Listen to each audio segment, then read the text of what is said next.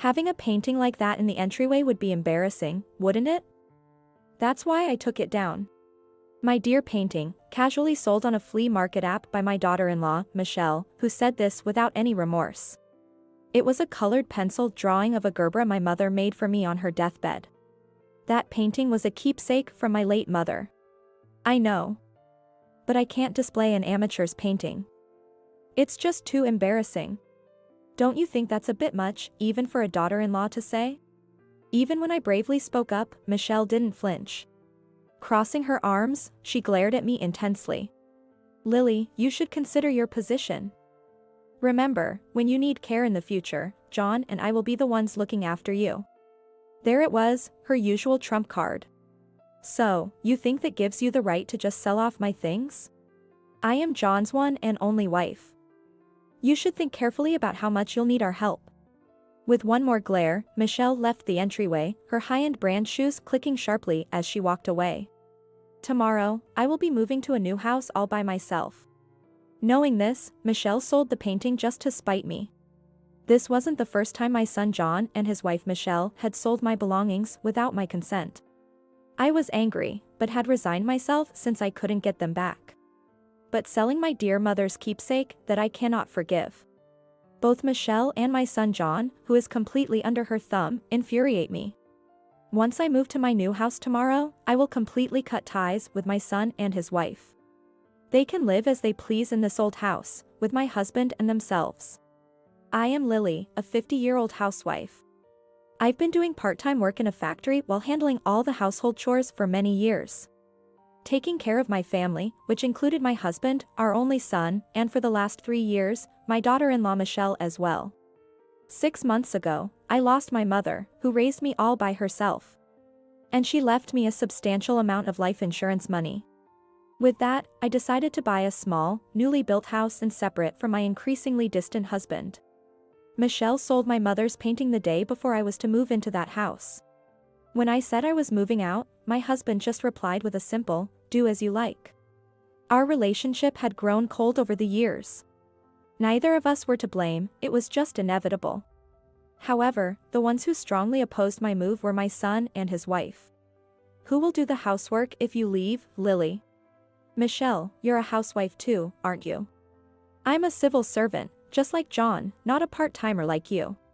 Michelle's right, Mom. It's ridiculous for a mother to abandon her family. As I was packing, my son and his wife kept complaining. Why buy a house now of all times? It's my money, left to me by my mother. I can spend it however I please. The life insurance money should have been used for the family. Buying a house for yourself is just wasteful. Yeah, you should have shared some of Grandma's insurance money with us. My daughter-in-law, who never washes even a single piece of underwear and prefers to spend her time on dance, yoga, and Italian lessons. All while indulging in branded goods. My son, completely henpecked by her, joining in to scold me. I'm just fed up with it all. On the night of the move, my friend Emma, who lives near my new place, invited me over. Let's have dinner together, she suggested. Today, my husband is out for a drinking party, so it's a perfect time. Thank you. I haven't even unpacked my dishes from the boxes yet. Emma's house is an impressive single-family home. She and her husband built a large house because they are dog lovers and wanted to keep large breeds. Currently, in a corner of the living room, 3 Dobermans are relaxing quietly. While eating the hamburgers Emma made, I shared my troubles about John and Michelle with her. What's with that daughter-in-law? And sorry to say, but your son sounds pitiful. John has always been a bit timid, but now he's completely under his wife's thumb. It's frustrating. A large dog approached me as if to offer comfort and curled up at my feet. Among the 3 Dobermans, it was the female named Daisy. Daisy is much kinder than my own son. My dogs are all smart and well-behaved. I used to be a dog trainer, you know. Emma, who used to be a dog trainer, is very skilled in handling dogs. The 3 dogs present may look big and intimidating, but they're actually gentle and very intelligent. They never attack people, but at Emma's command, they can bark at unwelcome guests with ease. I wish I had a gentle dog like Daisy. Well, why don't you get one? I'll help you train it. Indeed, starting today, I'm free to do whatever I want. I'm about to start a new life in my small, newly built house. That should be enough, right? That's what I thought, until Michelle and I are moving into the family home next month. That's what my son called to tell me at the end of the month. I was just getting used to living alone and beginning to enjoy my freedom. The family home. Oh, you mean Michelle's family home? No, Mom, your house. My house. You are living in your father's house, so that should be the family home. I didn't understand what he was talking about. Michelle and I talked about it, and we decided that a family home really means the mother's house, not the father's. So, we've decided to move into your house. That's not possible. My house is too small. There's no space for 3 people to live. This is a joke. I absolutely refuse to be bossed around and burdened with all the housework by John and Michelle again. But there's at least one room to sleep in, right? You can sleep in a corner of the living room and we'll use that room. Don't be ridiculous. Absolutely not. Me, sleep in a corner of the living room? The very idea makes my head boil with anger. Even if you say no, we're moving in. I'll start by sending some boxes by courier. I'll refuse to accept them. Yeah, I'll figure something out. Anyway, we're moving in, so just be ready.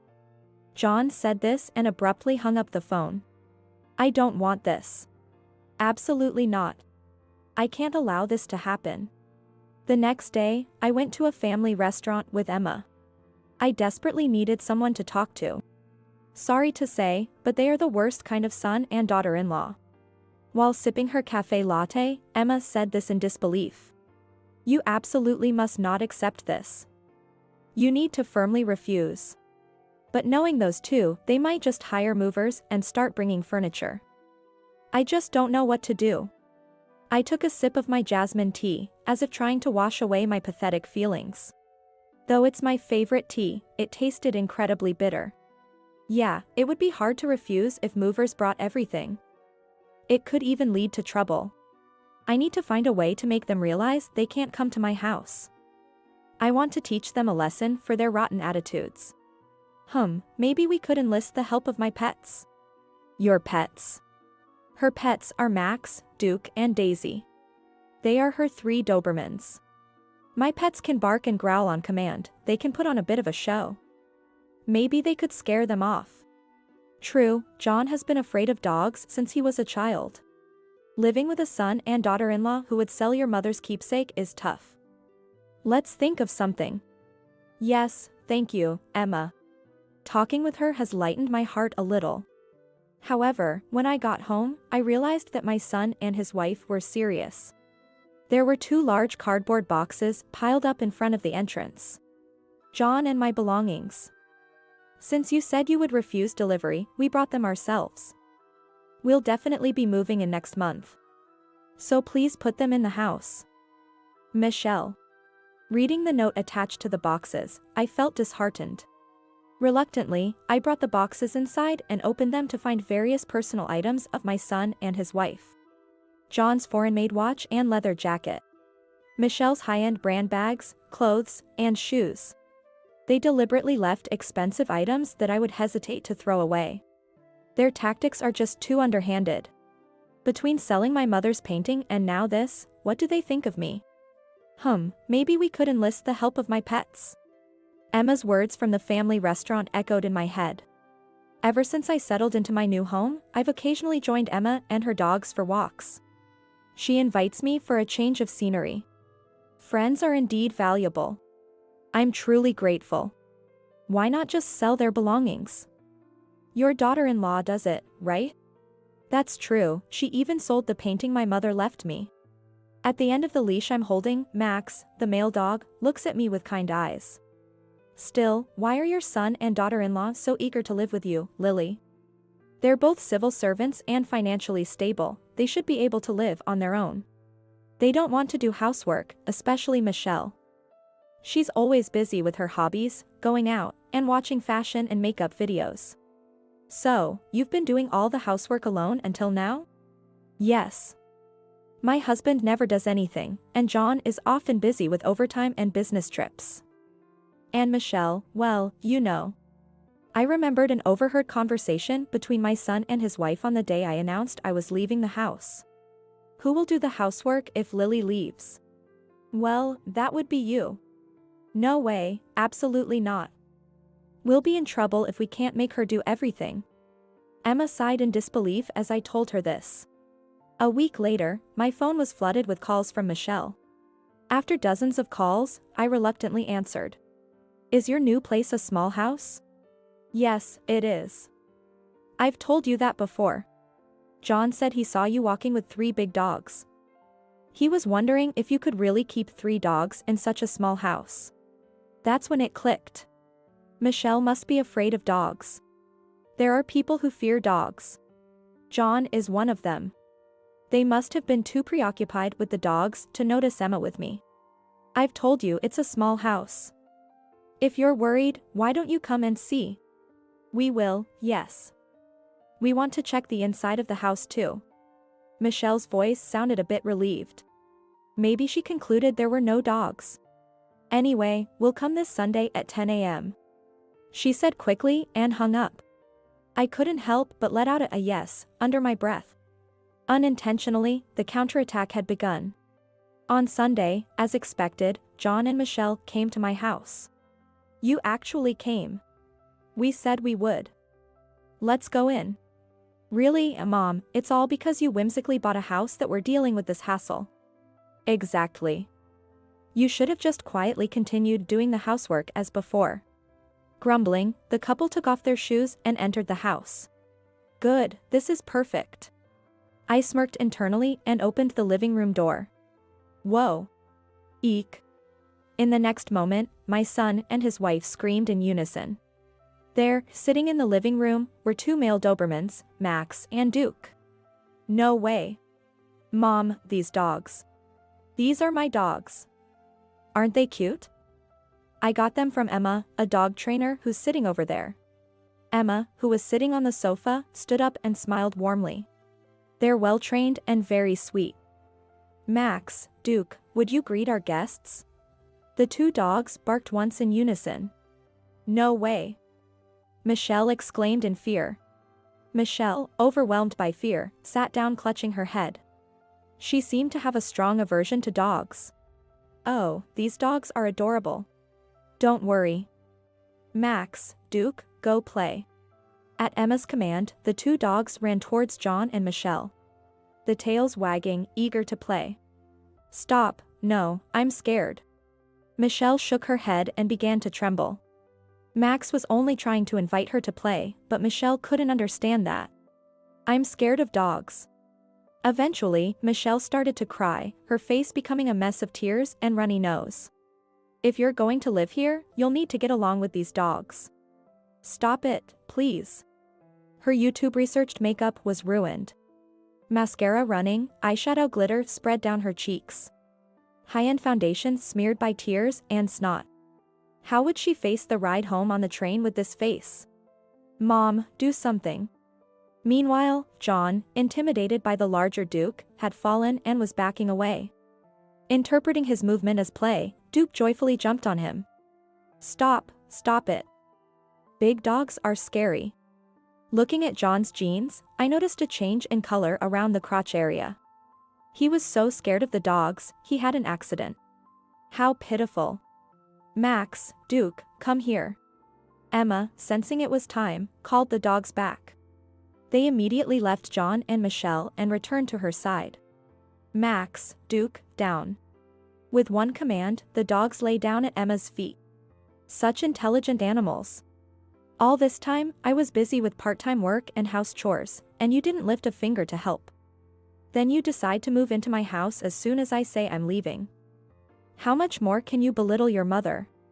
I let out the words I had been holding in as the sobbing couple stood up. I left the house because I was fed up with you too. I am not your housekeeper. But, the dogs. They are well-trained and kinder than you too. Gone was the usual assertive demeanor of John and Michelle. A husband with a wet crotch and a wife with ruined makeup. A fitting pair. And to top it off, selling my precious belongings without permission. I will never forgive you for selling my mother's keepsake painting. I said it all in one breath, then looked at the calmly lying Max and Duke before turning back to my son and his wife. With two big dogs like this, I'd rather not have you here. Yeah, we give up on moving in. So, give us back the stuff we left here last time. Then we'll leave. It's in the next room, still in the boxes. Take them and get out. Pointing to the next room, John and Michelle carefully avoided the dogs as they opened the door to retrieve their belongings. And then... Whoa. Eek. The couple screamed again and fell to the ground. Of course, they would. Beside the cardboard boxes they left in the room sat another Doberman, Daisy. Mom, get the boxes for us. No. You brought them, you take them. Peering into the room, Daisy sat calmly. I can't go near with that dog beside them. Then give up on the boxes. Leave them? My bags and John's watch are in there. You disposed of my precious things without asking, didn't you? I'm not saying leave them. I'm telling you to take them. Michelle glared at me for a moment. Then, remembering the dog, sighed and looked down. Please, Mom. Get the boxes. John, you and Michelle made fun of me. Despite knowing how important that painting was to me, you let her sell it. I know I was wrong, but... Then, Emma approached me. Daisy, would you greet our guests? Instantly, Daisy barked loudly while still sitting. No. I can't take this anymore. Hearing Daisy's bark, the couple reached their limit. With John's wet jeans and Michelle's smeared makeup, they ran to the entrance and fled the house. After that, I sold all the belongings John and Michelle left behind at a brand buyback store. John's watch and Michelle's bags turned out to be quite valuable luxury items. Their extravagant lifestyle was astonishing. Michelle, back at her husband's house, ended up doing all the household chores. My husband, used to my standards, was dissatisfied with her housework. Complaining about her cooking, the untidy house, and the pileup of laundry. Unable to pursue her hobbies due to the chores, Michelle gained 20 pounds from stress. Her irritation was all directed at John. Mom, I can't take it anymore. Michelle has started hitting me. She's always fighting with Dad, and I want a divorce. John sounded exhausted when he called me one day. You chose her as your wife. Handle it yourself. Of course, I didn't offer any advice to John. I was fed up with getting involved with that couple. Meanwhile, I bought a female Shiba Inu and asked Emma to train her. This one will be a good dog. Emma smiled warmly as she petted the puppy I named Coco. Really, it's all thanks to you, Emma. I'm sorry for making your dogs play such roles. It's fine. Hearing your story, I was the one getting angry. But now, you can live peacefully with Coco. Yes, from now on, it's time to enjoy my life, my time. With that resolution in my heart, I gently picked up Coco.